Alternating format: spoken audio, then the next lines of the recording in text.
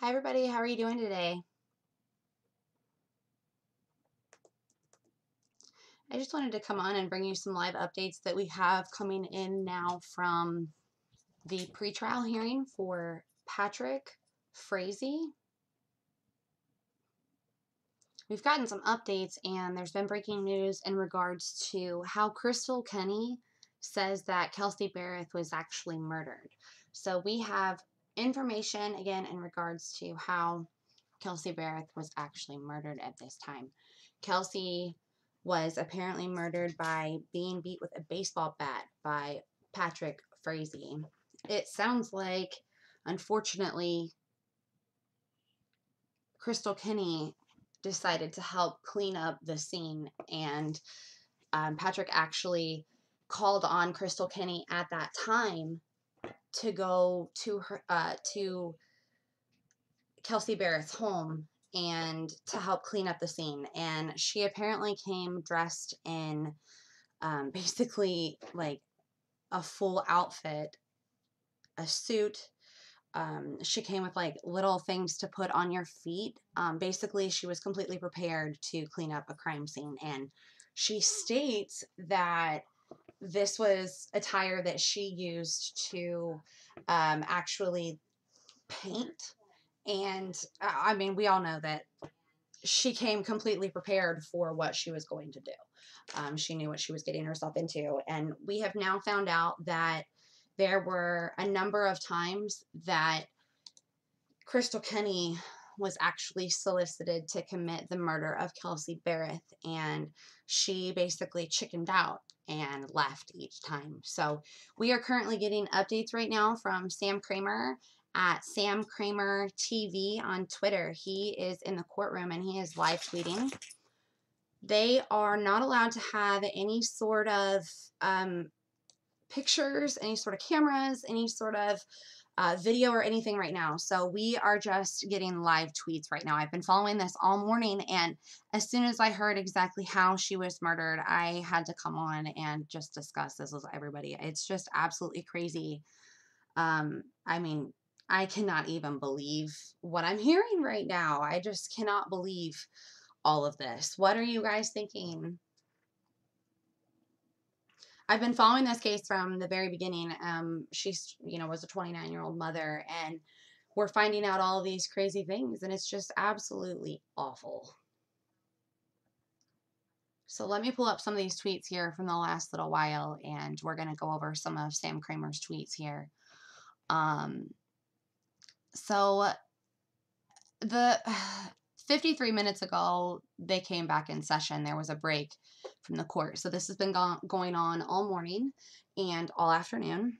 And this is Mountain Time because this is in Colorado. So 54 minutes ago, Sam says, we're back in session. Judge says they talked about admitting Sheila Frazee as a witness. She is exercising her right to remain silent at the advisement of counsel. So I think that's his mom. So she's basically exercised her right to remain silent. 52 minutes ago, the state wants to ask Sheila about the phone call on November 22nd from Patrick witnessing the burn and more. Judge reviewed the case law citations. He says this is not a time and place for Sheila's testimony. So I guess there were some questions about Sheila and about the information that she was providing, maybe some statements that she had provided, but since she was pleading the fifth, it sounded like they were not going to allow her to say anything. 50 minutes ago, judge says he thinks the evidence the state seeks from Sheila can be presented from other witnesses. She's still sequestered, so not allowed in the courtroom. Since she's a witness, they have sequestered them, it sounds like, and they have been not allowed to hear most of what's going on at this point. 48 minutes ago, a CBI agent, Slater, retakes the stand. The horse trailer Starbucks incident was September 23rd. Apparently, there was some information that maybe this was one of the solicitations for murder. At that time, Frazee was angry but told Kenney she had another chance. So this was one of the times that she was solicited for the murder, but she chickened out. 48 minutes ago, Slater said that Kenney says Frazee told her she's smart and could figure it out. Kenney told him this isn't what she does. Frazee told her to come to his residence where he had a steel rod for her to use to assault her in the parking lot outside of her condo. So, are you hearing this? Like, he's saying come and assault her in some condo parking lot with a steel rod, and Patrick was going to give this to Krystal. This is at least in the words of Krystal Kenny. So, I mean, I don't know exactly what's true or not, but this is what she says so far. More instructions from Frazee. Slater says that Kenney was told to hit her in the back of the head because there wouldn't be a lot of blood. 47 minutes ago, Slater said Kenney drove to Kelsey's home, got out of the car, but didn't take the rod. She heard a dog barking, got in her car, and drove to Frazee's residence and left the rod at the gate of his home. So that was another time that she was solicited for his murder and did not, or solicited for Kelsey's murder and did not go ahead with that. So there were multiple times where she had an out. She was able to say something and she never did. So I hope that she is, and Krystal Kenny gets the absolute maximum penalty right now at this point, and that she just doesn't really have, I don't know, I feel like she's going to get off easily compared to how she might have gotten off if she didn't take some sort of plea deal and admit her guilt. This had happened a few weeks ago, but at this point, there's only a maximum, I think, of a few years that she could serve. But we're finding out that she was solicited multiple times. She had multiple different instances where she could have turned Patrick in or, you know, caught onto his games and realized what he was doing and walked away. And she didn't. She kept going back. And then we finally find out 44 minutes ago that Frazee told Kenney she had another chance to get rid of Kelsey. This time he suggested a baseball bat. Slater says Kenney was told to start swinging when Kelsey comes home after an exchange of the baby. So Patrick apparently gave her the baseball bat, or at least suggested the baseball bat. One of those two things, or both of those things. Slater says Kenney came back about a week later, about a week after the October 15th incident. She brought a bat from home, parked outside Kenney's home, and waited. So she was almost like stalking her to try and kill her. She left the property and says she drove past Kelsey to Frazee's residence. So again, another time. Hey, Christy, how are you doing? Thanks for joining us. If you're here and you haven't subscribed to my channel, please do so. And please also give me a thumbs up and let me know that you're here. How are you doing, Christy? I'm glad to hear from you. We're just talking about this crazy case. I cannot believe what's going on. Like, I am literally having issues even reading it. I'm shaking. I cannot believe what's going on right now. So I've been following Sam Kramer throughout this whole entire case, the Kelsey Berreth case. He's been a local news source with KOAA who's been reporting on all of this. And he's just been really good with facts and factual evidence, and he's been in the courtroom. So I've been following him for a while. Apparently, 45 minutes ago, Slater says that Kenney came back for, about a week after the October 15th incident. She brought a bat from home. So there we go. We find out where the bat came from. She brought it from home. She waited. That's when she went past Kelsey and drove to Frazee's residence. Good. I'm glad. I hope a thumbs up is good. I've been doing all right. You know, just can't believe my ears and my eyes with all of this. I cannot believe what's going on. I just don't understand what possesses someone to do this to the mother of their child. One of the reasons why I became a licensed private investigator, y'all, is because I knew somebody. I wasn't like the best of friends with her or anything, but I loved her attitude. She like didn't give a shit about anything. She was awesome. And it was somebody that I had grown up with and knew, and she was actually murdered by her ex, which was also her baby's father.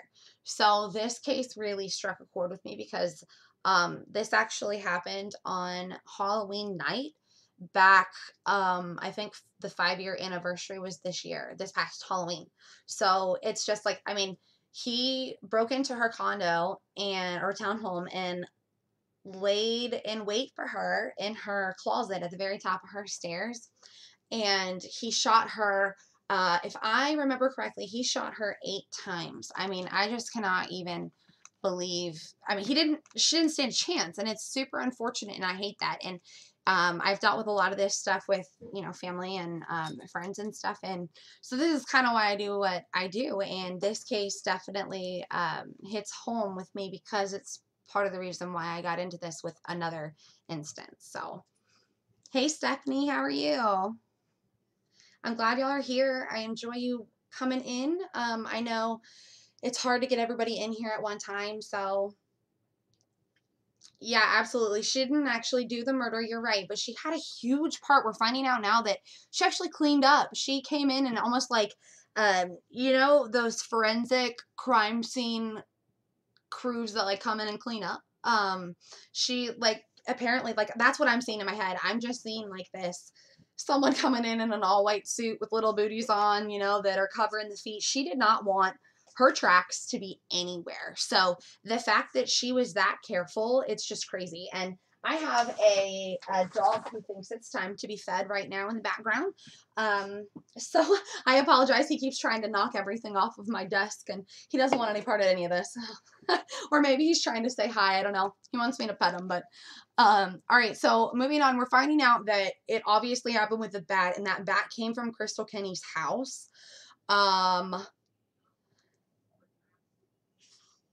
Let's see here, that maybe she gave that to Patrick. So I know Patrick committed the murder, but he gave her multiple opportunities to do this. So, okay.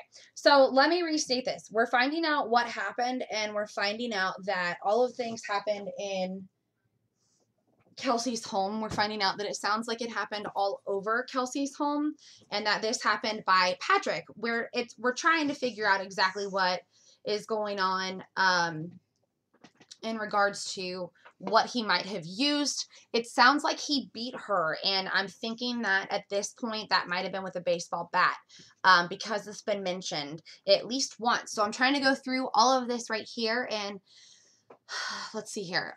So 47 minutes ago, Kenney was with family on November 3rd in Reno, and Frazee called again with another opportunity. This is in quotes, you know, opportunity is to get rid of her, I guess. She told Slater she looked into airfare, but decided she couldn't do it. So that's another time. Frazee didn't reach out to Kenney again until November 21st. So she went from November 3rd to November 21st without talking to him, per Krystal Kenny's words.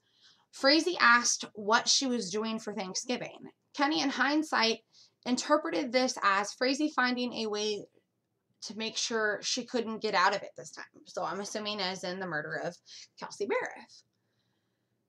Around 4:30 p.m. on November 22nd, Frazee texted Kenney asking for her to call him. Frazee eventually called saying, "You need to get out here now. You've got a mess to clean up."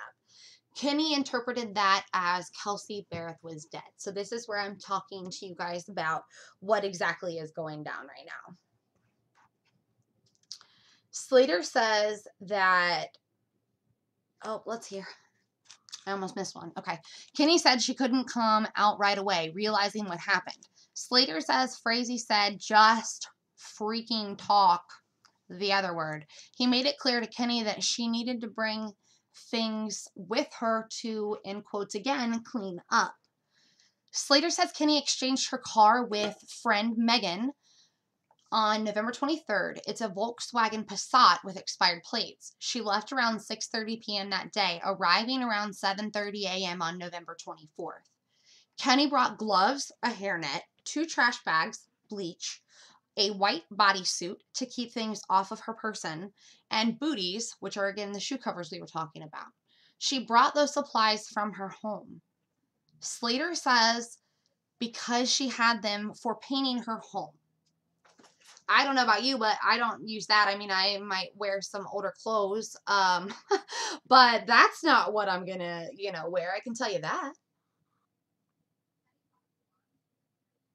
Yes, I'm reading comments right now to catch up. I am looking into Crystal Rogers. You're about an hour from Louisville. Cool. Yeah, I'm not too far. I'm not in Kentucky, but I'm not too far, kind of on the other side. So, when Jason Ellis passed away, which was kind of what started my interest in that whole thing, this was years ago. A local news station, WCPO, started running a bunch of stories about this cop that was ambushed, and then everything that followed made me really intrigued by the case. So now I'm going to be looking into everything that happened, and we're going to break it up in it's going to be one of our most investigative, like our most detailed investigative pieces that we've ever done. So be looking for that soon. Our goal is to air the first one this coming Sunday evening. So be looking for that. Thanks. I'm glad that you're enjoying the videos. I'm trying to get content that everybody likes. So when you like something, give me a thumbs up. When you're here and I'm live, definitely chat with me. I love talking to you guys. That's why I come live, is definitely for you all and to get your opinions on things. If you haven't subscribed to my channel, definitely make sure you do that as well, because we have some good stuff coming out. Tonight I'm actually coming out with a piece that is going to be, oh, let me see here. I've got some things coming in here, my bad. Yes, Stephanie, I appreciate it so much here. You know what, Stephanie? You're going to be a moderator. I see you in here all the time. And same with Christy. You guys are in here all the time. So I'm adding you two to be mods to my crew. Thank you for coming in and chatting with me all the time. I really appreciate it. So tonight, real quick, I'm going to get back into what's going on with this Krystal Kenny stuff. But tonight, I hope you all will join me. It's going to be later on this evening. I'm putting together a video. And that video is going to be another one of my pieces that's super detailed. It's going to be out about 15 to 20 minutes or so. I've put together a lot of it, but I have not gotten it completely together yet. So be looking for that. This piece is on somebody who's currently missing right now in Iowa. His name is Christopher Bagley. I have been in direct contact with his wife, Courtney, his father, Stuart, and his mother was in the background the other day when I was talking to them on video chat for about an hour and 15 minutes or so, about an hour and a half. And God love this family. Like, we need to find him, and we need to bring him home to his family and give him some closure, give his family some closure. So I am doing an investigative piece on where Christopher Bagley is. Let me give y'all a sneak peek of just what the intro is, because there's a few men that are actually missing right now in the area. So just know that this is going to be a detailed series. And the first piece that we're kicking off is in regards to Christopher Bagley's family, in regard to his disappearance, and to really try and get the word out there on his disappearance, and to hopefully gain some traction, and to gain some sort of information, to gain some sort of clues. There is a huge reward right now of $25,000. We have got to bring him home to his family. So that is going to be part one of a 6-part series. So be looking for that.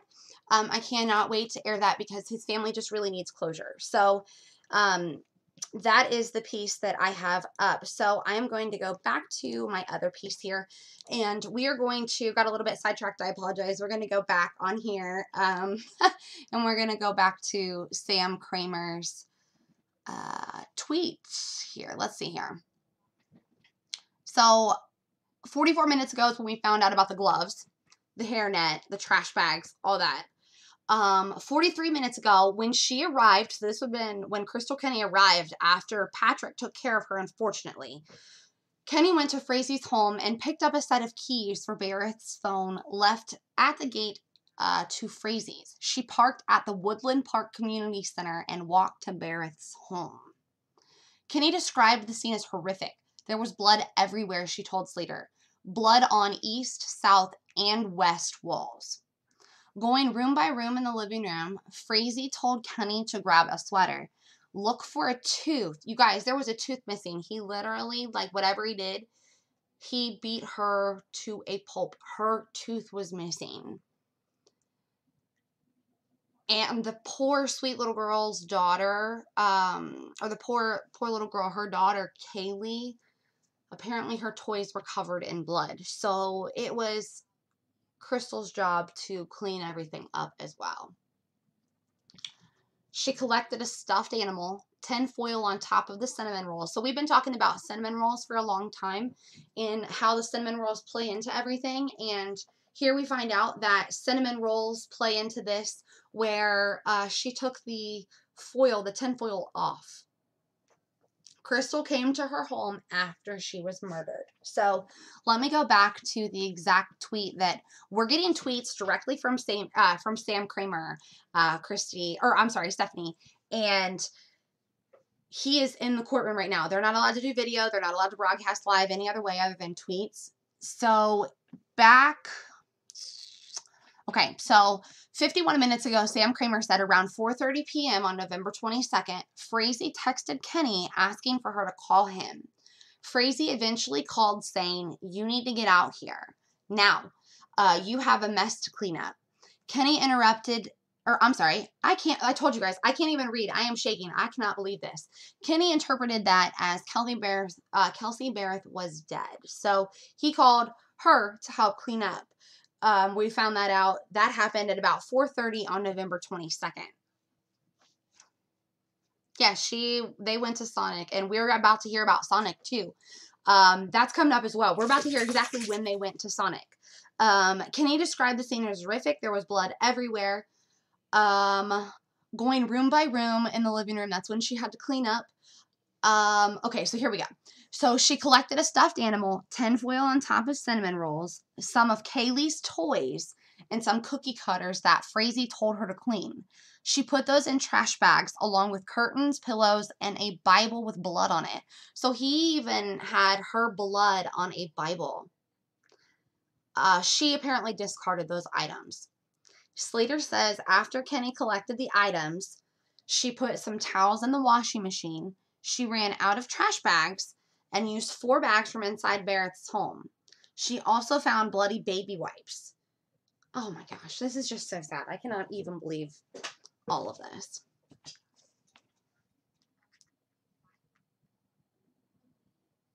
There it is. Suggesting that Frazee tried to clean up. So those bloody baby wipes is what kind of gave Krystal Kenny the idea that Patrick tried to clean up and maybe he wasn't able to do so.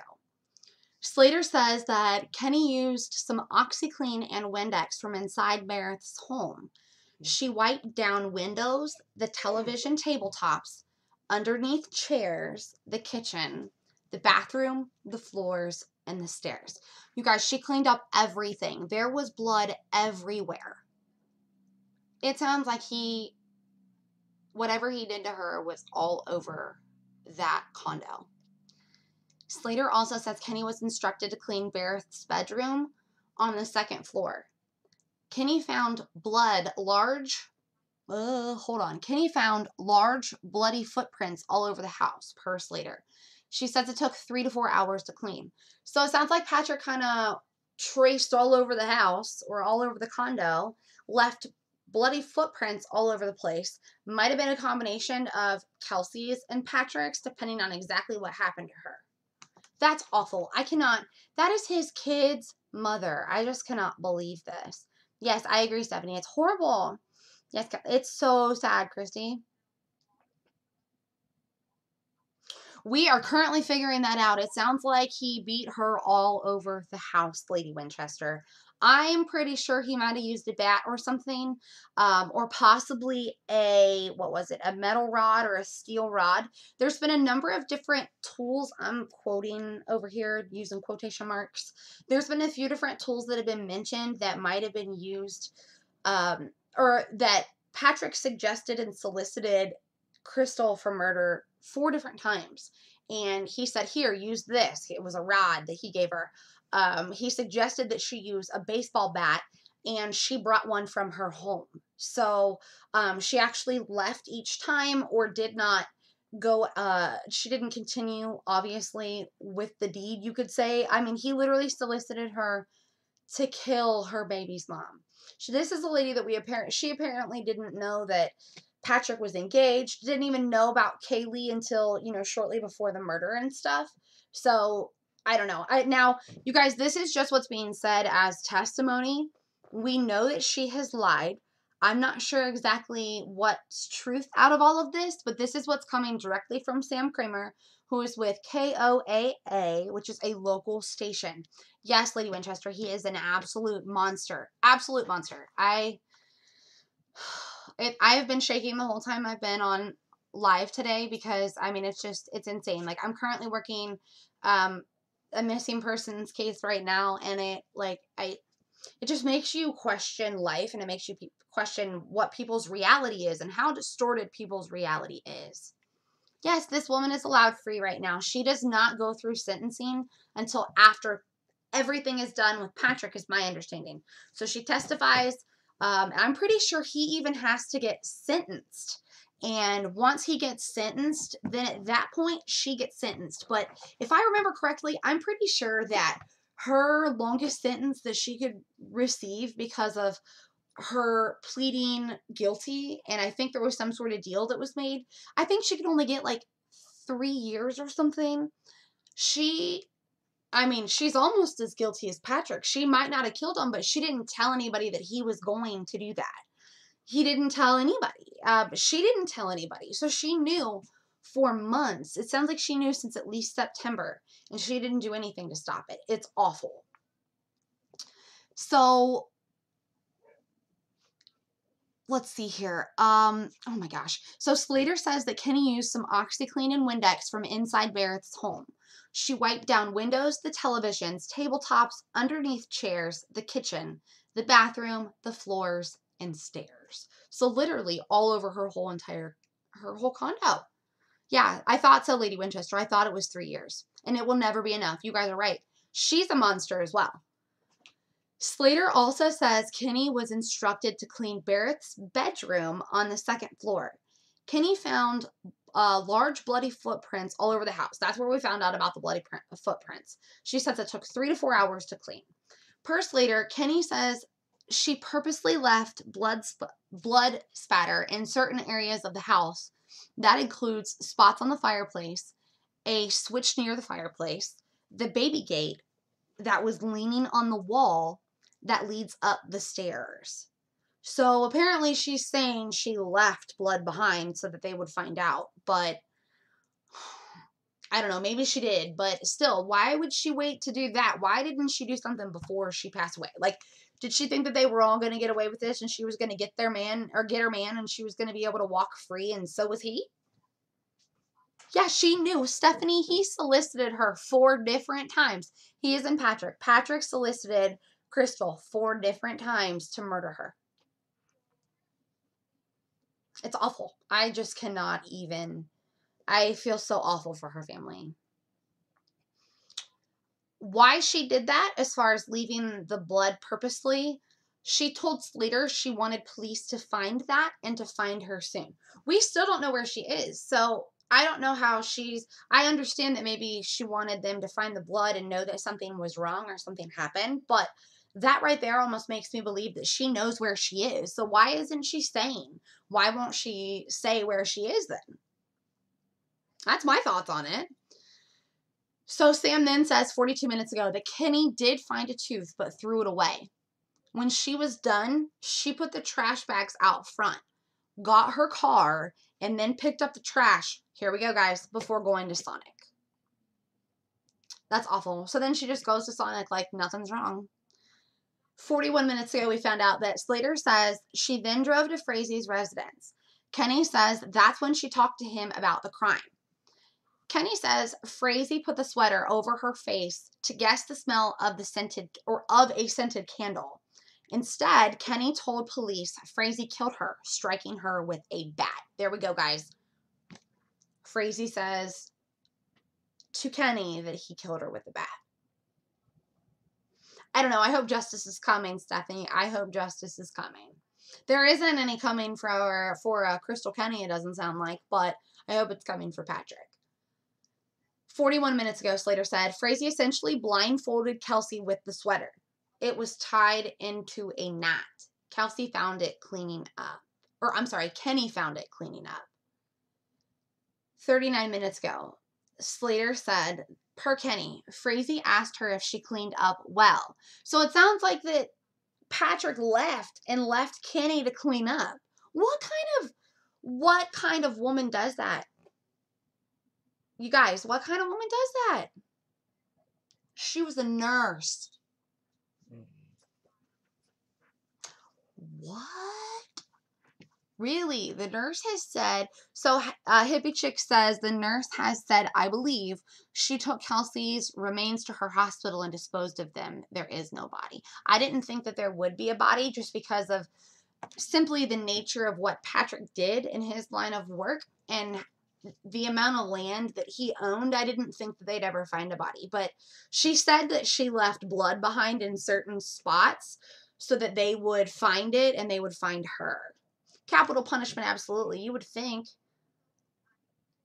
It's more horrific than I ever imagined. Dare to be different as well. Hey, Dare to be different. I'm glad you joined us.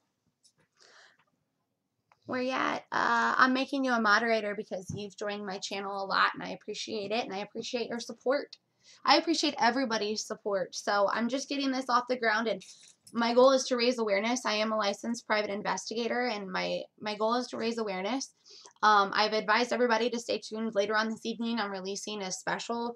This is part 1 of a 6-part series on someone who's missing in Cedar Rapids, Iowa, or around that area. So, okay, it just came out. Okay, here we go, guys. She says keep reading. Here we go. All right, I just get sidetracked and keep talking. So, all right, thanks, Hippie Chick. I appreciate it. Okay, so Slater said, per Kenney, Frazee asked her if she cleaned up well. So it doesn't even sound like Patrick was there. Kenney just cleaned it up. Kenney said she did the best that she could. And Frazee said, you better hope so. Oh, what an ass. Oh, my gosh. Frazee said, you don't know how hard it was, or how hard it was to go have Thanksgiving dinner after killing her. You've got to be kidding me. This is a horrible monster. An absolute horrible, horrible monster. Kenney says, wait, hold on.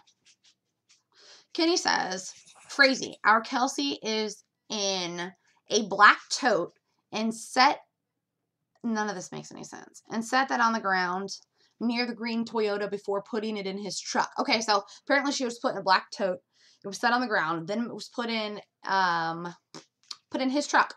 And transporting her remains to a ranch in Fremont County. Sam Kramer didn't catch the name of that ranch. It sounded like Nash Ranch. Okay, so he says it sounded like Nash Ranch or Dash Ranch. Again, bad acoustics, I guess, where they're holding the hearing in that courtroom. The murder, according to Kenney, through Frazee, happened in a back office and second bedroom. I don't know if maybe it's the same thing. Slater said when Kenney went back to Frazee's home, Slater says Frazee gave Kenney the cell phone. Kenney took Berreth's purse and took it. Frazee wanted Kelsey to take the remains to Idaho. Kenney refused. Holy shit. Frazee said, we're finishing this. So at Frazee's direction, Kenney texts Cheryl Berreth from Kelsey's phone saying she'd call her tomorrow. Sheila Frazee had Kaylee. So now we find out where Kaylee was.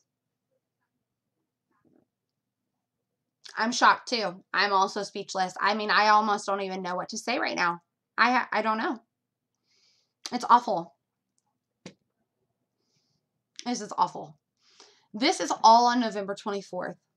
After that text, Kenney met Patrick at the fluorescent, Coneco maybe. It's a gas station to go to the Nash property. Okay, so now he can confirm that it was the Nash Ranch.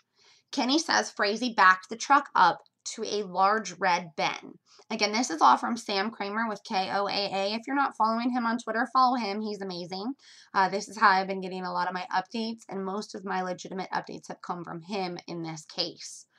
36 minutes ago, he says, Frazee, per Kenney, used a ladder to put Kelsey Berreth's body near a big haystack. Oh, sorry. Hang on one second, you guys. My mother-in-law has my little boy, and she's just making sure. She's giving me an update here.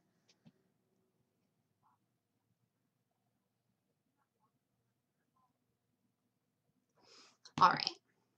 We are good to go. So, apparently, he used a ladder to put Kelsey Berreth's body near a big haystack. They took the tote with her gun inside. That's interesting because apparently he beat her with a baseball bat. Oh my gosh. It sounds like Kenney couldn't confirm if Kelsey Berreth was still in the tote. Frazee then pulled a trough and started a large fire with gasoline to burn the tote. Slater says, per Kenney. There we go. Kenney says the flame was so high that Sheila Frazee came onto the front porch to look. Kenney also grabbed the trash bags and Kelsey's purse to burn in the fire. Kenney recalled seeing a lump in the tote. Again, not sure if it was Kelsey. This is awful. I just cannot even imagine. Her family has got to be like dying inside right now. Oh my gosh. All right, I had to refresh this, so bear with me just a second here. She threw the keys, presumably to Berreth's townhome, into a gorge in Gooding, Idaho. Kenney told investigators about her route back to Twin Falls. It matches the phone records. She then burned Kelsey's phone and a burner phone in her yard. From there, Slater says Kenney took the remnants and discarded them at the hospital she worked at. There you go. That's what you were talking about, hippie chick. That's awful. Thank you, hippie chick. I appreciate it. I know, right? Oh, this is awful. This is awful. I'm pretty sure that some of her family is there too in the courtroom. Oh my gosh. Kenney tells police she left her phone on along the drive. Kenney tells police she left her phone on along the drive back so that police could find her. Kenney says she was instructed by Patrick to text him from Kelsey's phone. In quotes, "Do you even love me anymore?" End quote. So apparently that was the text. And to tell her supervisor about a trip to see her grandma. So guys, what I want you to know too, is that these tweets that are coming in, these are coming in live. These are coming in. I'm obviously a little bit behind, but you can't go back and edit a tweet. So punctuation's kind of off and some of the wording's kind of off. And so when I read it live, some of it sounds kind of funny and I do apologize for that. So I'm trying to read it best I can. But yeah, it is absolutely scary, hippie chick. I agree, to know that some of these people exist. I hope she doesn't walk. I hope she gets the maximum sentence possible. This is awful. This is absolutely awful. And she knew she had a little girl too. She knew. You guys, doesn't Krystal Kenny have a couple kids? There's rumors she's pregnant right now. I don't know if that, again, that's rumor, but I'm pretty sure she has a couple kids. And if so, that's awful. I mean, to know what it's like to be a mom and to take it to the extreme of knowing that this was going to happen and not preventing it, not doing anything, it's just awful.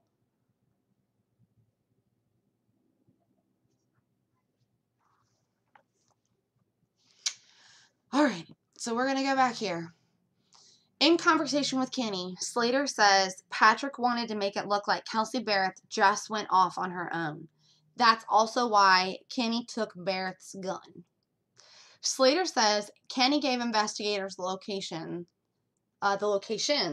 of where she had Kelsey's phone on for pings. She gave Kelsey's gun to her high school friend Mark Pearson, saying it was her aunt's gun and she wanted to get rid of it. 28 minutes ago, Slater says there was a second interview with Kenney at the Colorado Springs Police Department. This interview was much shorter, about 90 minutes. This was after law enforcement went to some sites with Krystal.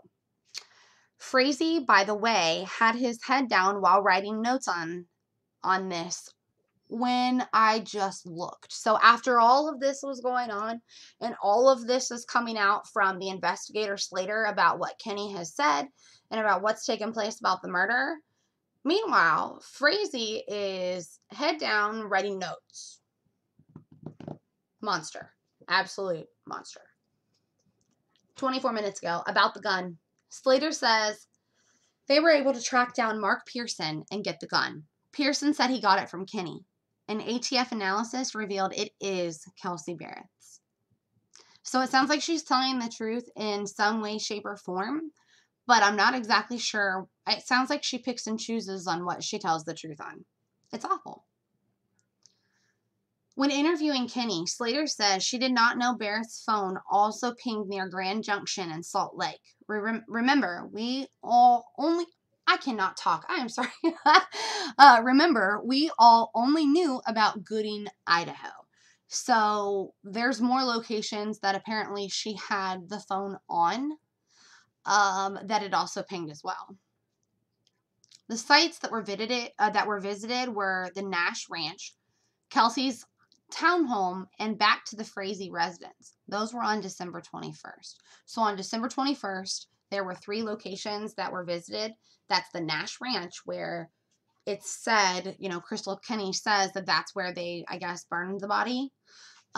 They visited Kelsey's townhome, and then they went back to Frazee's residence, and that was all on December 21st. So we're at February 19th. This was almost 2 months ago. So I know they were being really tight-lipped about everything, and I know they were being really cautious with what they were releasing. Now that they're in court, now all of this is coming out, but we can understand the gravity of the situation and understand a little bit more maybe why they were tight-lipped. You know what I mean? They had to be careful. This is just awful. So they were showing exhibits, and some of these exhibits were a photo of 2 red barns on Nash Ranch.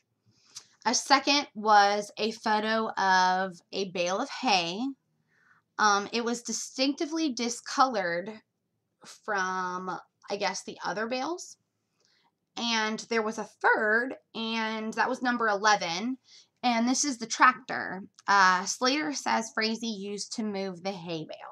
So I guess they did some moving around of things after they, I guess, you know, burned her body or whatever. Oh, I hate even saying that. It's just awful. All right, guys, 20 minutes ago, Kenney on December 20th said that Frazee had to climb this large stack and go to the back to grab the tote and a plastic bag containing Kelsey's gun. Tractor was used to bring the tote down from the top of the stack, Slater says. They went to Frazee's property first that day. Kenney showed investigators where the burn was. So Kenney was actually there and showed, I guess, from where the property was, the Nash Ranch, she showed where the burn had happened, and that was the burning of her body. Exhibit number 12 was a photo of an aerial view with a pin indicating where the burn area was. So then they're above, probably in a drone, looking at an aerial view and showing where that was. And there was an actual pin on that location. 18 minutes ago, again, these site visits were December 21st. Slater says Kenney had no difficulty remembering where the burn area and Nash Ranch were. So it's like ingrained in her brain where this happened. And this was, you know, a little less than a month prior. That's freaking awful. It's just awful. 18 minutes ago, at Frazee's property, Slater said something caught his eye. In Afghanistan, he says he was trained to detect where IEDs were. He noticed a distinct discoloration in an area that Kenney eventually pointed out as the burn area. The dirt was darker there than nearby. That's crazy. That's crazy. 17 minutes ago, Slater said, according to Krystal, Frazee scooped up Kelsey Berreth's remains. He planned to put them in the dump or toss them elsewhere. So after her remains were burned, then he moved them. Slater said he didn't see anything charred in the dirt there. He just noticed the discoloration. FBI evidence team was present. Kenney also pointed out a small red plastic gas can and totes similar to what she said Frazee used to transport Kelsey's body. 14 minutes ago, Slater says arson investigator Jerry Meems came to the Frazee property that day, December 21st. They excavated the area and found charred clumps of plastic.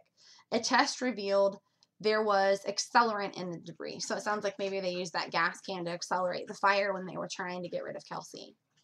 The melted plastic was described as black and clumped into small balls. All I can think of, you guys, is monster. He's an absolute monster. And these people they're walking among us. Can you even believe this crap? Slater says a cadaver dog was brought to Nash Ranch eventually. It alerted to the specific discolored hay bale when positioned both underneath and above it.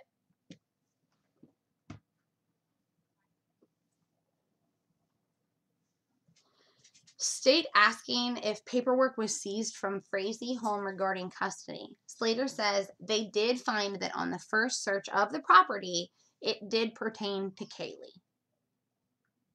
Slater says he believes the paperwork was dated August 2018, but the investigation showed no filings or court proceedings related to the custody of Kaylee. We are almost back to where he is actually live tweeting. This was 9 minutes ago. Back to Berreth's townhome. Slater says luminol on December 6th to find DNA, but it didn't react. Luminol is what they use to find bodily fluids. This is usually for blood, but a lot of, you know what bodily fluids are. A lot of bodily fluids are, they can be found with luminol. So apparently they had used it on some surfaces and they were not able to get a reaction. They, as in the CBI, later tore out some of the hardwood floor in the living room. So we had heard that maybe they had taken out some sort of drywall or something, and now it sounds like they had taken out some hardwood. Going back on December 21st, Slater says he could see the film residue on hard surfaces like the television, couch, and other tabletops. The same areas Kenney wiped down when she cleaned up. Go lay down. I'm almost done, I promise. We're almost to the top of these tweets, and then I am going to go feed my animals real quick. I gotta feed my zoo. 7 minutes ago, State enters exhibits 13 through 30. These are photos taken inside Kelsey's townhome. 4 minutes ago, Slater says CBI agents were able to find areas where blood remained. That includes the fireplace and a nearby wall with a light switch. Again, that matches Kenney's story. Slater says testing on those samples isn't complete yet. We got 2 more. All right. You guys, my heart is like pounding out of my chest. I cannot believe all of this. 2 minutes ago, Slater says suspected blood splatter was found underneath some chairs. Another photo includes floorboards that have suspected blood splatter between the tongue and grooves. Wasn't visible to investigators until the floor was pulled up. Oh my gosh. All right, they're doing a quick recess for a minute here. By the way, Woodland Park Police Chief Miles DeYoung is now here. He wasn't in the morning session. Okay. Yes, I know, right? My dog is hungry. So give me one second. He's getting hangry at this point. Bear with me 1 second. I am going to, let's see. Give me 1 sec.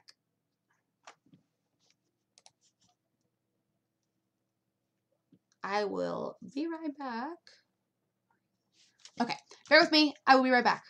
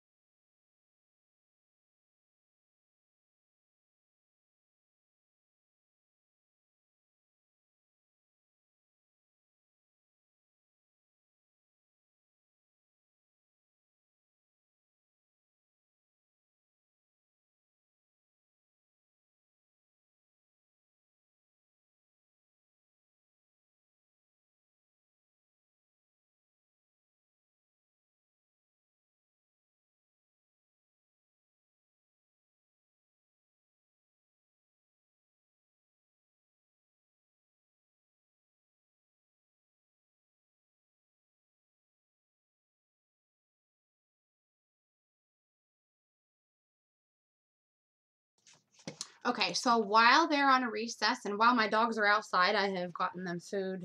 I have it ready. I just haven't given it to them, so I'll have to go away for a second here in a minute. But while I was looking at this, so I thought that some of the Berreths might be in court today, and Sam Kramer says that they are not. He's answering some questions right now. Someone said that they're a bit confused. Where was she burned? On PF home property or on the leased ground? And Sam Kramer says at the Frazee property. Someone says, are these photos going to be public? They're referring to the exhibit photos. And Sam said that he's not sure yet. Yes, Christy, be safe. Thank you so much for joining us today. I appreciate it so much. Hi, everyone that's joined us as well. I'm just going to, yeah, oh my gosh, I keep getting sidetracked. Every time I see the Watts name, oh my gosh, yes, Watts, Chris Watts and Patrick Frazee, they are going to haunt me too.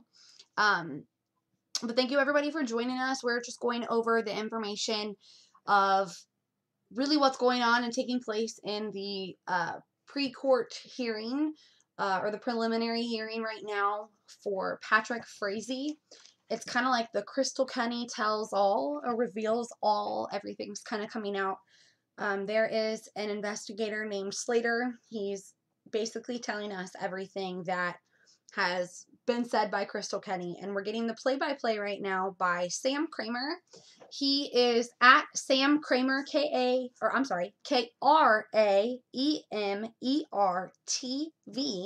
on Twitter, so you can follow him as well. He gives great updates. I've been following him through this whole Kelsey Berreth case, so he gives great updates. Get myself a drink as well. Refresh, see if he's put anything. I do not think he has. I definitely, I can't wait for the next one, but then at the same time, I'm like almost scared for the next one. It's crazy. Okay, someone says, why was his mom there? This is confusing. Sam Kramer says, they're different places. She was at her residence where Patrick was also. Ranch is a different property in Fremont County. Right now, as far as motive, I don't think they've really said anything. They brought up possible custody and paperwork.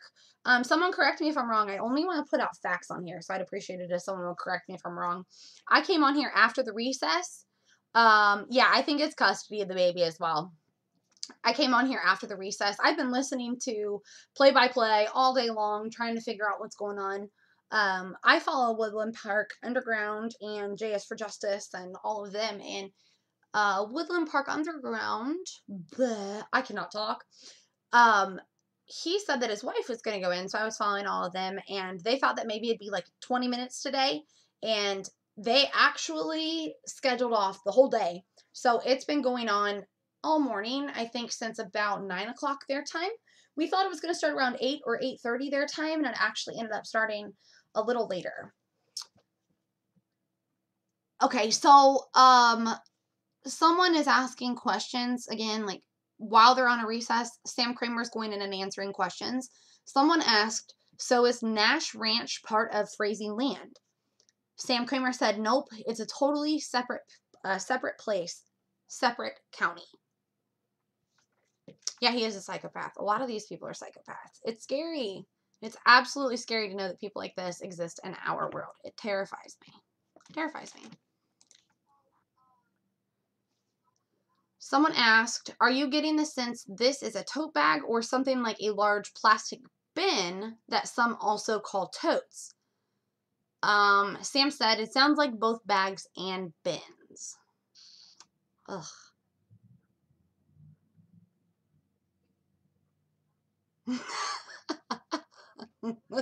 Oh, hippie chick, that's hilarious.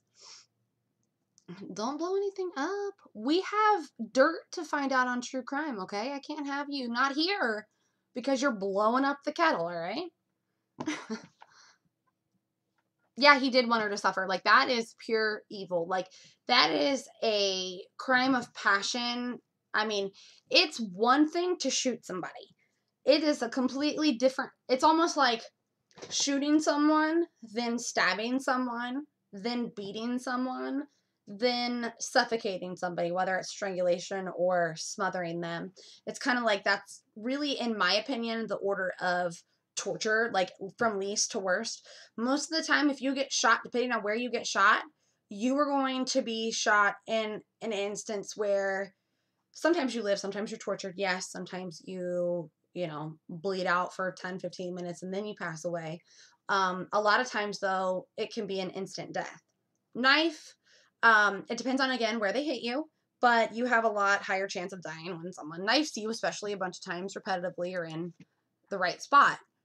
Beating, I mean, people get beat all the time. Unless they hit you in the right spot, that really is going to take, I mean, in each of these, there's more passion behind each one of them. Like, she had a gun. Why didn't he use the gun? I mean, honestly, he used the bat, but like, it sounds like she went through a whole lot of torture. He beat her all over that condo. It makes me sick to my stomach. So someone said, I'm confused. Was she burned at Nash Ranch? Why were her ashes on Patrick's property? Sam Kramer says, it's my understanding she was basically stored at the ranch, and stored in quotations. Feel uncomfortable saying that. Then burned at the Frazee property. Exactly. Yeah, that is a crime of pure hate. Someone has to absolutely hate somebody to put them through that kind of torture. It's awful. All right, I'm going to go let my fur babies in real quick. Hopefully I can come back before the recess. And I will get this all taken care of. So bear with me 1 second, and I will be right back, y'all.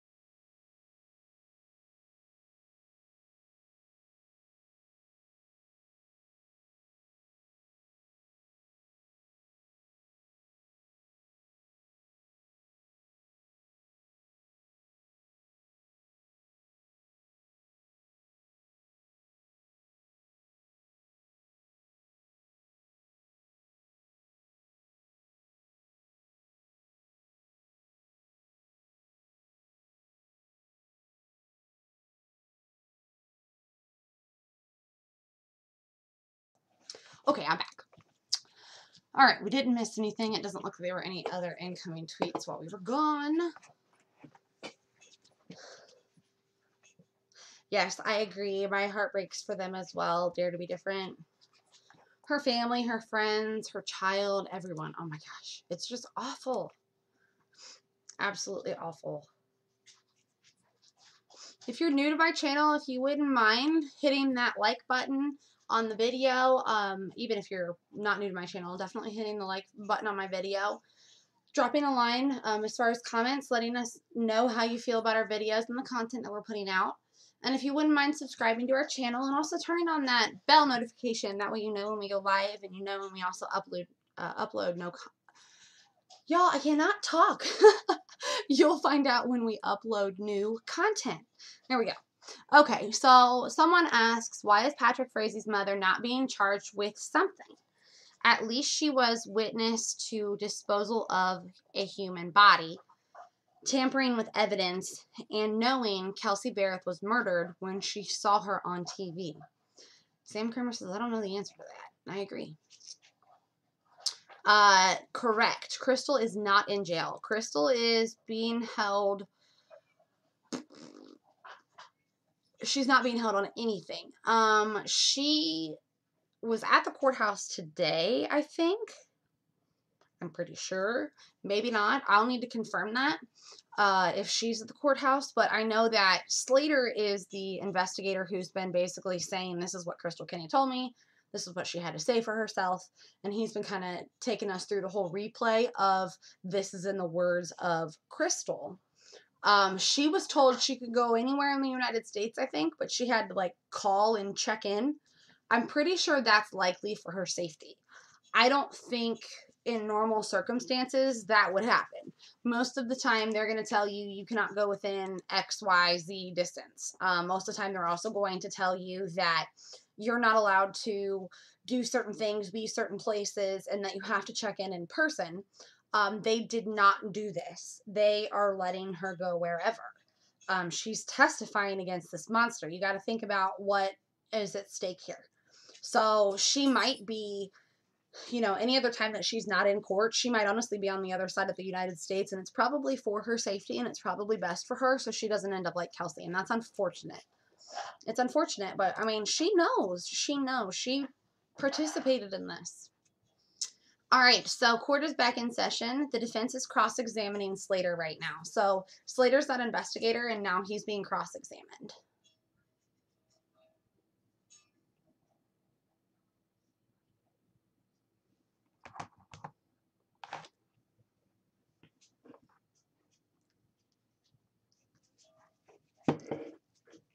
Thank you, Stephanie. I appreciate it. And I appreciate everybody. All right, we don't have anything else coming up. Let's see.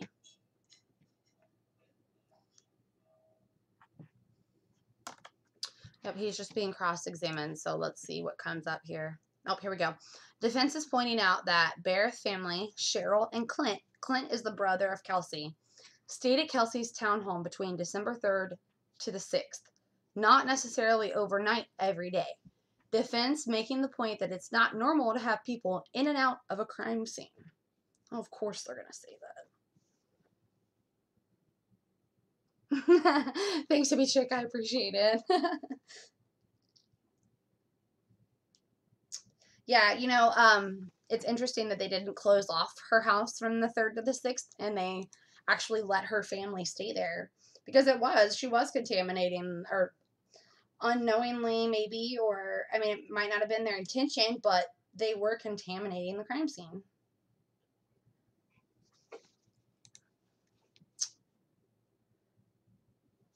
She should be behind bars, I agree. She's the devil. I mean, she's almost as bad as he is. Defense is curious on the December 4th Berreth townhome search. They ask Slater about what was visible, to which he responds, nothing. In comma, he put blood, sign of struggle, etc. Jeez. I appreciate it, Stephanie. Oh my gosh, this is asinine. I just cannot believe what I'm hearing, what I'm reading, what I'm talking about. I cannot believe any of it.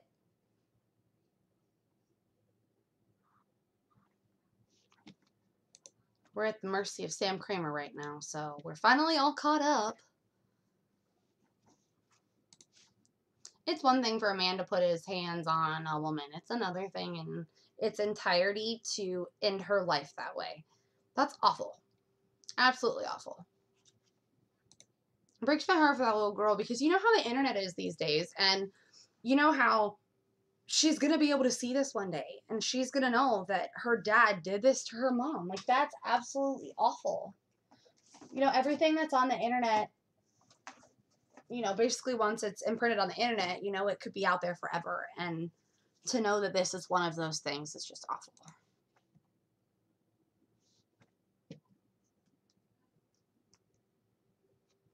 I agree that it is crazy that the law allows the deal under these circumstances, but at the same time, sometimes they want to get to the bigger fish, per se, so they might have been more concerned about their case against Patrick, because ultimately he's the one that committed the crime. So if they're concerned about their case at all, or if they wanted to make sure that they had that case won before it even started, I mean, ultimately we don't know how it's going to turn and, what direction it's going to go until it's over, but they probably wanted to try and seal the deal on their case before it even started. They wanted testimony from somebody. I mean, you guys, Krystal Kenny was a nurse. Normally, nurses have to be pretty upstanding people. I know there's a couple of rotten eggs and bad apples out there occasionally, but Usually nurses are pretty awesome and pretty awesome people. And so to have a reputation for being a nurse and then to go and do something ridiculous like this, that's one thing. But also, I mean, I'm simply pointing out her education and her career and what she's done because it could give her credibility. Yeah, it sucks that she did what she did, but they're probably trying to get a lot of testimony to put Patrick away and make sure that he never sees the light of day again. Obviously, he is going back from the jail, going to the courthouse and all that stuff, but just in general, once all of this is done, I hope he rots under the jail. I know, I appreciate that they wanted Frazee as well, but at the same time, I agree. I'm torn when it comes to that. I'm torn. Okay, the defense is asking about the cadaver dog actions in the home. The handler reported the dog was interested in a pair of Kelsey's underwear. Dog also alerted near Kelsey's Toyota. Defense asked if the car was searched. Slater said yes. A pair of socks reacted with reacting test. I'm not sure what reacting test they're talking about. It was probably something to do with bodily fluids or something. Probably something like luminol. Something of that nature would be my guess. Sam Kramer, if you hear this, I appreciate your updates more than anything. You have been my official news source in the Kelsey Berreth updates. I appreciate it. Yeah, he does. Oh, man, if he gets out, that'll be an awful day for our justice system. If Patrick does not get absolutely annihilated, it will be an awful day for our justice system. It'll be an awful day for Kelsey's family.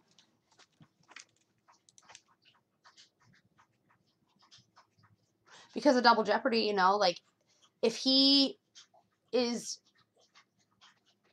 acquitted or found innocent, they cannot bring those same charges up against him. If he is found guilty, he can fight that. So I get it, you know, we're here to protect citizens, we're here to protect their rights and to make sure that they don't get screwed over by the court system and stuff, but at the same time, man, if he goes free, I'm gonna be really sad. That would really suck. That would really suck.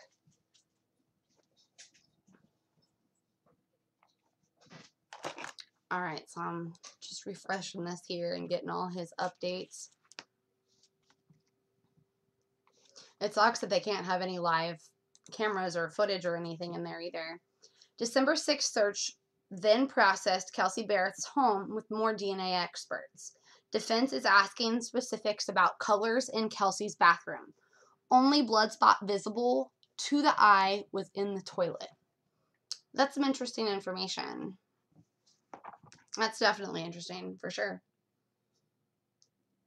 I wonder why it was in the toilet. Like, did he try and throw something in there and maybe flush it down? Like, maybe one of those baby wipes or something? And, I don't know, there was a little bit of blood that just stayed there or something? I don't know. I find that really, really weird.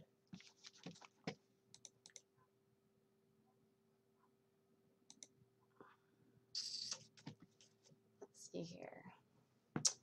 We don't have another update. That one just came out. I mean, when I was reading it, it had been out 5 seconds. Oh, here we go. Not to be insensitive. Oh, here we go. Oh, okay. They're saying it was that time of month for her when she went missing, so maybe that was why. They're saying that they had confirmed that there were some toiletries that were found in the trash, so maybe that's what it was, but still, I don't know about you, but, like, I don't just leave that in my toilet either. I've had a hysterectomy. That doesn't apply to me now anyway, if we're just putting it all out there, but, I wouldn't just do that intentionally prior. No, I don't, no. Ladies, I've got ladies in here. No, no, no, no. What do you think? No. That was her blood, but I'm pretty sure that was from Patrick. The defense will do anything to try and twist crap. This is so stupid. What does it even matter? We've heard so much that we've heard all of those asinine things that he did to her. You know what I mean? Ugh. Like, who beats somebody with a baseball bat? Oh my gosh, it breaks my heart. 12 seconds ago, the defense points out that the DNA of another male was found in Kelsey's sink. Tests revealed it wasn't that of Patrick Frazee. That's interesting. Exactly. Ladies, I knew. See, I knew you had my back. So everyone knows, audience, my ladies are confirming with me. It doesn't happen, okay? That was put there, right? Right, ladies? Also, I'm trying to get Zoom hooked up on our channel too, so that sometime in the near future, I can have all of you come on here. Anyone that wants to call in and be a guest member of our audience, I'd love to chat with you guys, especially the ones that are on here frequently. You are what I'm here for, so we appreciate it. You and the families that need justice. I wonder what other male's DNA was in her sink. I mean, it sounds like her and Patrick, in the eyes of Patrick, I mean, they might have broken up a lot earlier than what we thought. We're not really sure. So, yeah, see, everyone's like, I flush. So, I mean, maybe she was seeing somebody else. It's her business. She can do whatever she wants. I think they're just trying to point out that there was other DNA that was out there so that they can give reasonable doubt. You know what I mean? Because all the jury has to have is a little bit of reasonable doubt.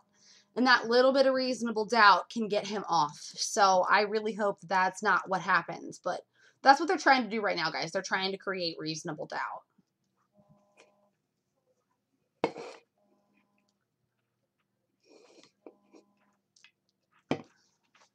We are just waiting right now on another update. I wonder if she was seeing somebody. What do you guys think? Patrick seemed like a real winner, so maybe she was. Maybe she had had enough of him and was trying to move on. That almost makes the situation a little bit worse. The fact that she was, if she was trying to leave and trying to move on.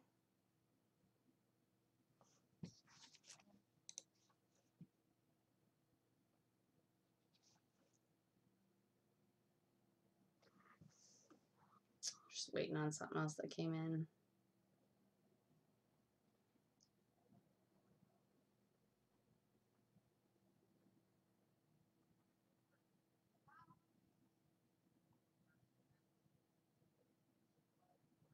All right, let's see what we get here. Yeah, I hope he gets the death penalty too. Dare to be different. I really do. 23 seconds ago, Slater says he wasn't involved in the search and processing of Frazee's truck. Defense asks if he's aware no blood or other signs of human decomposition were found inside the truck. Slater said no, but that he believed that the cadaver dog wasn't run by the truck.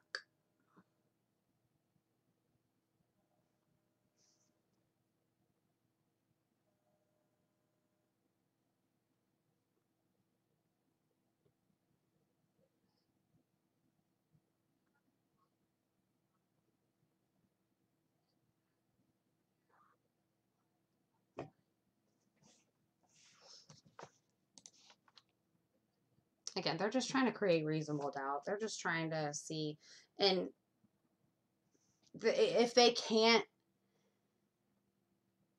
create reasonable doubt to get him off, from all charges and stuff, then they're probably trying to get him a lesser sentence. They're trying to say, okay, well, we can't prove this all the way, or, trying to create some sort of substance there behind him not getting the worst of it all.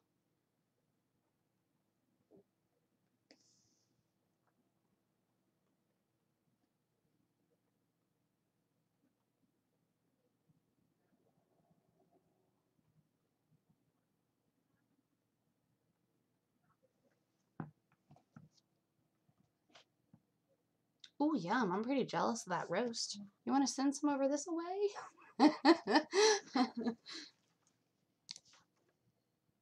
And thank you for still listening, even while you're doing all that. I appreciate it. Like I said, you guys are the reason why I'm here. You and all these crimes like this, my goodness.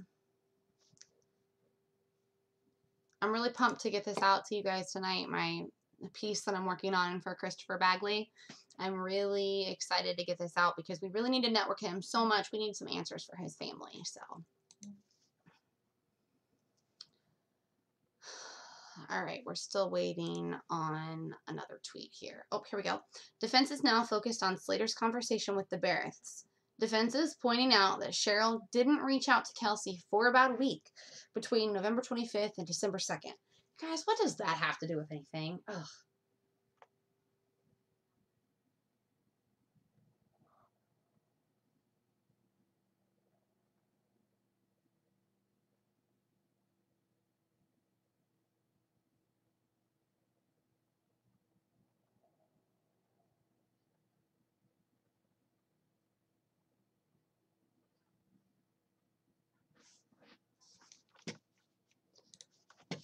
I gotta figure out what we're gonna do for dinner.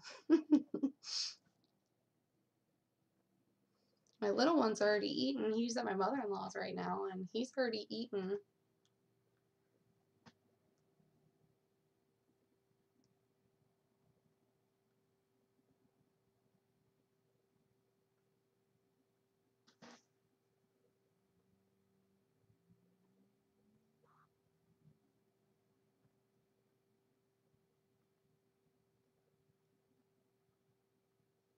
Oh, here we go. Conversation now between Frazee and Cheryl Berreth on December 2nd. Cheryl texted him asking to check in on Kelsey. Patrick called back with details about Kelsey wanting to go her separate way. Oh my gosh. Ooh, mac and cheese pie. I've never had that. Eastern. I am in the Eastern time zone. What time zone are you in?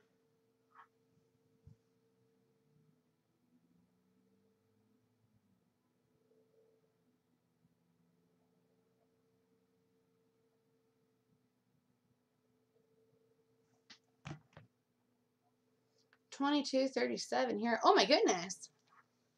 It's almost bedtime. Or it is bedtime. Defense asks Slater if Frazee alluded to not wanting to give Kelsey her gun back. Slater confirms. So it sounds like Frazee didn't want to give Kelsey her gun back, which is kind of weird. Oh, Greece. That's awesome. Past midnight. Oh, wow. Oh, we have Greece. We've got UK. Oh my goodness. Thank you for being here. And someone said thank you for doing this. Where was that? Thank you for doing this. Stephanie. Yes, you are very welcome. Very, very welcome. All right, let's see what we can find out here. So it sounds like Patrick had Kelsey's gun before all of this happened. It sounds like he didn't want her to have it back. He didn't want her to be able to protect herself, which is bullcrap. Total bullcrap.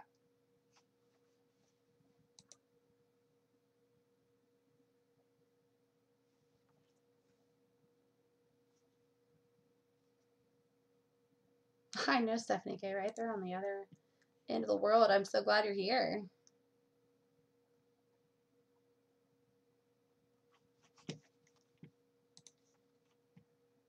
Are you guys having crazy weather where it's really, really cold out there too? Okay, now shifting to cell phone data. This is from 8 seconds ago. Defense is asking if he knows anything about the number of cell towers in the seriously, you guys, I wish I could talk. Now shifting to cell phone data. Defense is asking if he knows anything about the number of cell towers in the area. Slater says he does not. I'm assuming he's asking about cell towers just to find out maybe the distance between somewhere somebody might have actually been and that tower that they pinged off of. Trying to maybe put doubt again in people's minds of where they might have actually been. If there's only a few of these cell towers in an area, then, I mean, which in farmland or something, it's depending on where you are, that could be more common. And if there are fewer towers, then there are more people that are going to hit off of a greater area on that one tower. So you could be a greater distance away. You could be a lot further away, potentially, from a cell tower. And that could create doubt as far as where, you know, that distance that maybe he was, or distance of maybe where Krystal Kenny was, or where they were saying that they were. South Carolina, all right. I have family in North Carolina and family in Florida, and I'm all the way up here in good old Ohio. You know what, Stephanie, me too. I hope she didn't have to endure a long beating either, but unfortunately, what we have been told today by Investigator Slater about what Krystal Kenny has said, unfortunately, it sounds like she did, and that breaks my heart.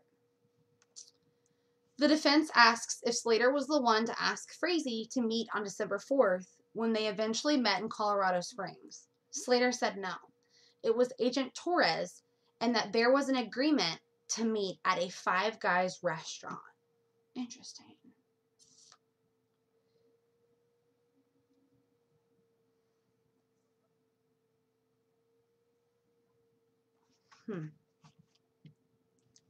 This just gets more interesting by the tweet. Normally I'd say by the minute, by the day, but seriously, it's getting more interesting by the tweet. Again, big shout out to Sam Kramer. Oh my goodness, thank you for providing us with this, because all the way out here in Ohio, I wouldn't be able to do that. I'm able to bring you these updates today because of him, so thank you.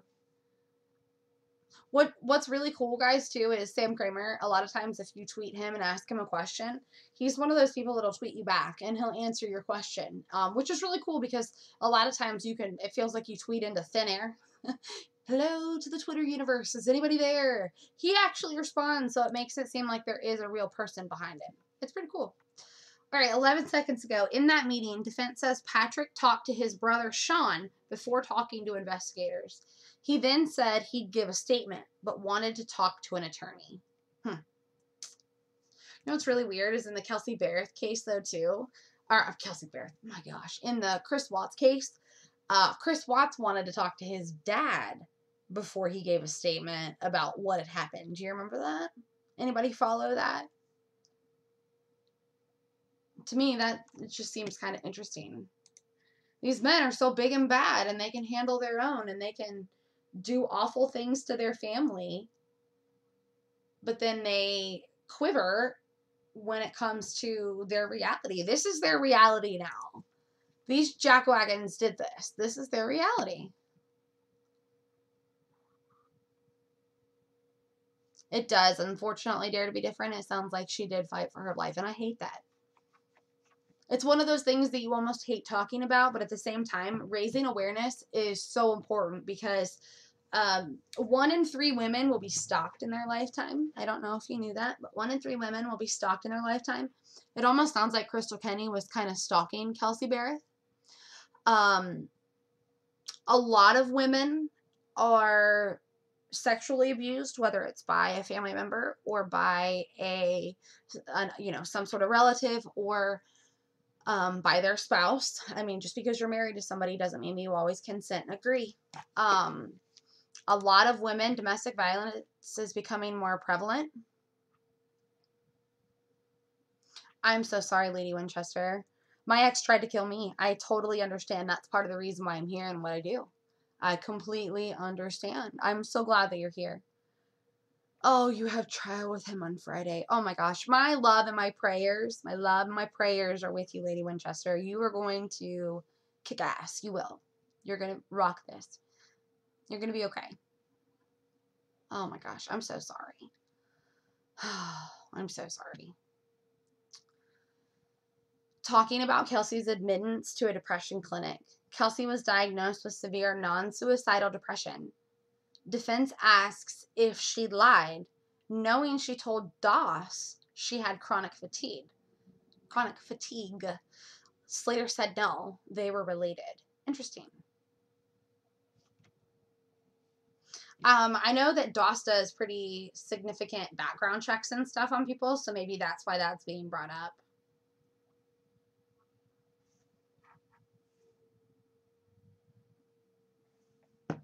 I will have to go sometime shortly here because my little one is going to be coming home, but I have not even heard he's on his way yet, so I just wanted to give everybody the heads up. Okay, defense is asking if Slater was involved in the discussion with Chad Lee, Krystal's estranged husband. Defense says Lee didn't know much about Frazee. Same goes for Krystal's dad. who didn't notice anything different on Thanksgiving Day when he was with Krystal. So these people went to Thanksgiving with their family like nothing happened. Isn't that sick?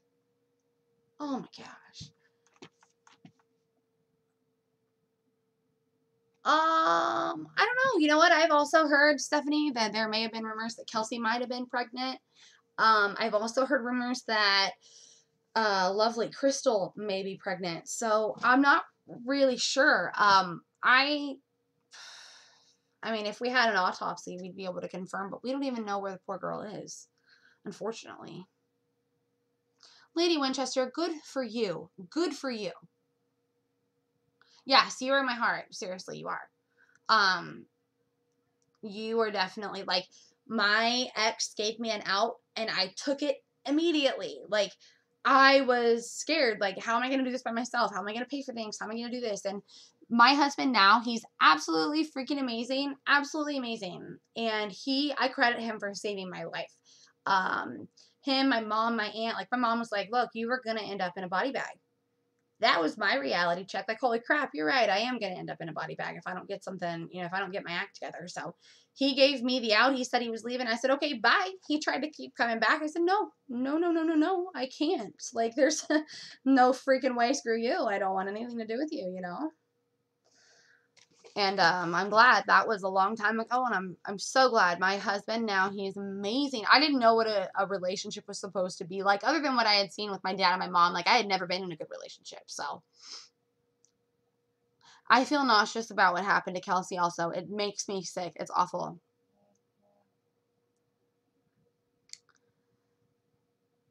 Yeah, you know what? Hippie chick, you're right. It might explain why she was willing to do some of the things that she was willing to do. It might, I mean, I don't know about you, but when I was pregnant, I was like senile. Like, I don't know how my husband dealt with me for so long, but seriously, I was like crazy. And after I had my baby, I was freaking crazy as well. Like, I mean, I remember I had my son, and I love him. He is absolutely amazing, but I was adjusting. I had no sleep. I don't do well with no, lack of sleep, and I hardly ever sleep. So that was one of the biggest issues for me. And I remember, like, I was to the point where I had punched my wall. Like, I had not been sleeping, and I was not in a good place. And I finally got put on medication, and it wasn't postpartum depression or anything. I have a history with depression and post-traumatic stress disorder and, PTSD and anxiety and stuff. So it was definitely more of that, not, postpartum depression or anything. But I mean, I know postpartum depression can last for a long time. So Kelsey, they had a 1-year-old. I think she was 15 months old. I don't know what she was going through or anything, but I don't know. I agree. If there is a body, I'm not sure if there will be one either. And, I really hope that they find one to get closure, but at the same time, like, if that body is annihilated, like, I have a feeling that it might be, then I honestly don't know. I think it might be better. I don't know. You know what I mean? I'm not a family. I've never had a loved one missing like that. So honestly, I don't know what it would feel like, but I know Dare to Be Different. It makes me feel nauseous as well, hearing about all of this that happened to Kelsey. So I can only imagine what her family is feeling right now and going through. And just making sure that we raise awareness for her and get this out there is the most important thing, so that this doesn't happen to anybody else. You know what I mean? Defense is now asking about Krystal's Aunt Christy. Christy was the Krystal. Whoa. Too many K's around here. Christy was with Krystal during her trip to Vegas and didn't notice odd behavior. Christy, per Slater, was unaware of Krystal's relationship with Frazee and Berreth's disappearance. My gosh. Oh, this is killing me. This is just awful. All right, we got another one. Defense is now moving on to Krystal Kenny's interview on December 14th in Las Vegas. She denied knowing about Kelsey Berreth and denied having a personal relationship with Frazee. So basically, she's full of crap. She likes to lie. Maybe Frazee threatened Krystal and her children. Can't imagine why she wouldn't go to police. Me either. Right? I mean, having a kid, I think, makes you crazy anyway, hippie chick. And I really think that there's a stigma out there on postpartum depression, and I think she could have been scared. Like, she had a really good job. That job required certain clearances and stuff, and for her to have that clearance and for her to keep on doing that, maybe she did try and keep postpartum depression under locks. You know, it's possible. Yeah, Lady Winchester, Krystal Kenny did definitely, she lied a lot. Yeah. That's why I almost wonder what she's telling now is the truth and why we should believe her now. 29 seconds ago. At some point, investigators bring up the ping from Kelsey's phone in Idaho. She says she didn't know. Kenney also refused to give release for her phone records at that point. So she wasn't being 100% cooperative either at that point. So back when she was being interviewed on December 14th in Las Vegas, I guess at some point she took a trip to Las Vegas with her Aunt Christy. She was questioned in Las Vegas, which tells me it's important. Why would they question her in Las Vegas and not just wait for her to get back? Unless maybe they thought she wouldn't try to come back. I don't know. She says she didn't know. What a joke. They then went to Kenney's home on December 18th with proof she lied to the FBI and about her knowledge of what happened. Kenney wouldn't speak without her attorney present, which then happened on December 20th after reaching an agreement with the DA's office about her charges. So here you go, guys. There it is. Kenney wouldn't speak without her attorney present, which then happened on December 20th after reaching an agreement with the DA's office about her charges. My gosh.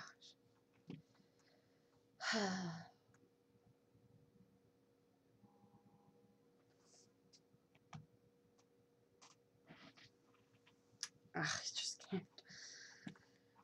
You know what? It wouldn't surprise me, dare to be different, if Patrick Frazee pleaded the fifth. Wouldn't surprise me at all. He seems like he'd do some crap like that just to make everybody else's life torture. He seems like he would really just try and torture them. Did she not fear that he would do what he would do to his own child? Exactly. Did he not fear what he'd do to her?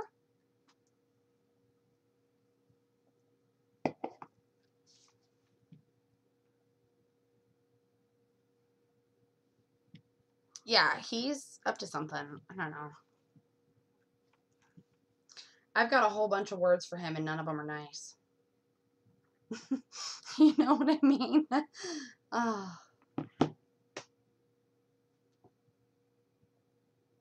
Alright, I have been given the few-minute warning here. My little one is on his way.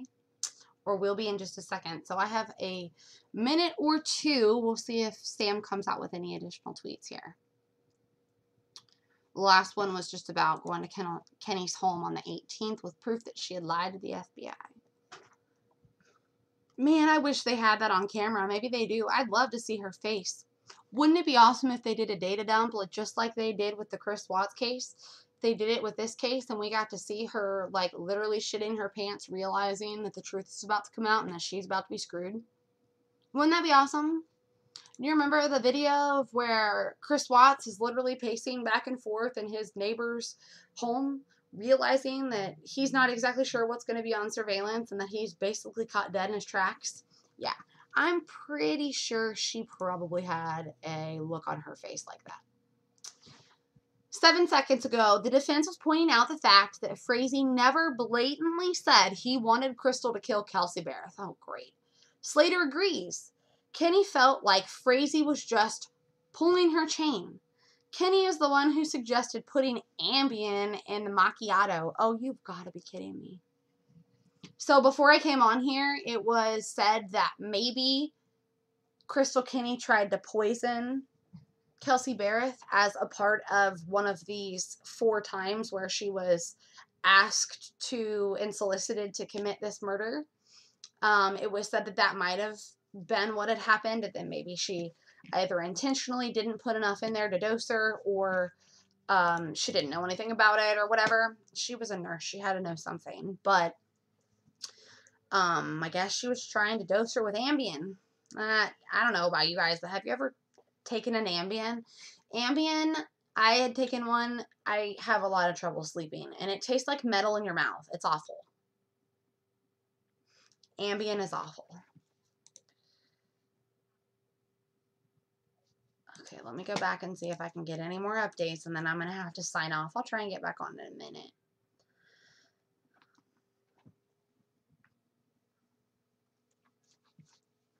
Yeah, they're just trying to create reasonable doubt. That's really all that they do. Ambien is a sleeping pill. It is a prescription sleeping pill. It's a prescription drug that is given to you to sleep. So it could have been something that they were trying to give her to knock her out. I'm pretty sure, I mean, just like any other drug, if you give somebody too many, then it can obviously cause them to overdose on that substance. I'm pretty sure it is purely a sleep aid. It could be used, though, to knock somebody out, I think. I mean, if you give somebody a little too much sleeping medicine, my only concern would be that. I mean, you can OD on almost anything. So, but I mean, if you've ever taken an Ambien, holy crap, it tastes awful. Like, at least to me, it tastes like metal in your mouth. And even when I woke up the next day, it still tasted awful in my mouth. Now, that could have just been my body reacting to it and not, you know, that of how everybody reacts. But, oh my gosh, it's just disgusting. Yes, it's definitely something that's prescribed, and I think it is pretty strong. All right, here's the last tweet I'm going to leave you with. It was Krystal who tried establishing rapport and gave her the number to the burner phone on the September 23rd visit. Krystal destroyed that phone and actually got another burner phone before her October 15th visit to Kelsey's home. Defense and Slater agree. Oh my. All right, guys, I've got to leave on that note. I really hate to leave it here. I got to go get the little one. He does go to sleep in a little bit. I've got a project I got to wrap up and a little bit of work I've got to do. So my husband and I have got a lot going on here in the next few hours, but stay tuned. As soon as I get approval as soon as I run the video, record and get approval from, I told the Bagleys that I would request approval from them for my video before I release it. As soon as I get approval with them, I'm going to go on live and do a live release of my video, I think. That's at least the goal. So I will see you here in a little bit. If you ever need anything, have any questions, comments, concerns, email me, truecrimetruth@gmail.com. You all are the absolute best. I appreciate it so much. And congratulate our 3 moderators. We have Stephanie, Kay, Dare to Be Different, and Christy Andrews. Thank you, thank you, thank you. Bye, everyone. Talk to you soon.